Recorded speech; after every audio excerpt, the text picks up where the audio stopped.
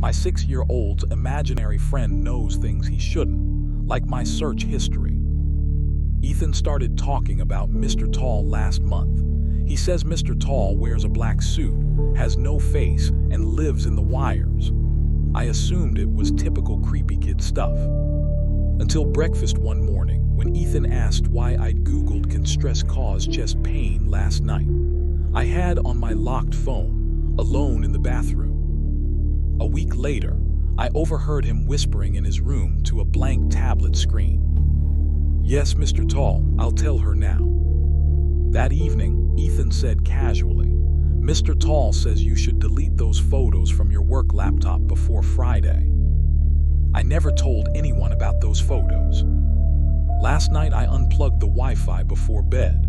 At 3 a.m., static crackled through the baby monitor and Ethan's voice said, "He's here." I rushed to his room. He was sitting upright, staring into the corner. "Mr. Tall wants to talk to you now," he said. Then from the darkness, a deep, smooth voice replied, "She's finally listening. My girlfriend told me your dad never leaves the house. I found out he never left the garden." Lucy never spoke much about her dad, just that he liked privacy.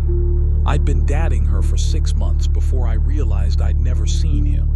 She always met me at the door, blinds closed, and avoided the back garden entirely. Whenever I asked, she'd say, "It's locked or it's a mess." One night, Lucy fell asleep on the sofa, and I saw a key hanging by the kitchen door. I slipped outside. The garden was immaculate, trimmed grass, perfect flower beds, except for one rectangular patch of freshly turned soil, about 2x6 feet.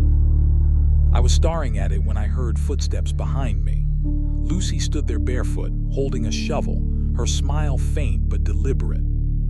"Don't worry," she said softly. "Dad doesn't mind if we visit at night." Before I could speak, I heard slow, muffled knocks from beneath the soil. Lucy crouched, ear to the ground. "See, he's happy to hear from you." She looked up, eyes wide, and whispered, "You should say hello before he gets upset." I thought I was living alone, until the man in my attic introduced himself. I moved into this old Victorian terrace 3 months ago, thinking I'd finally get peace and quiet. The first week was fine.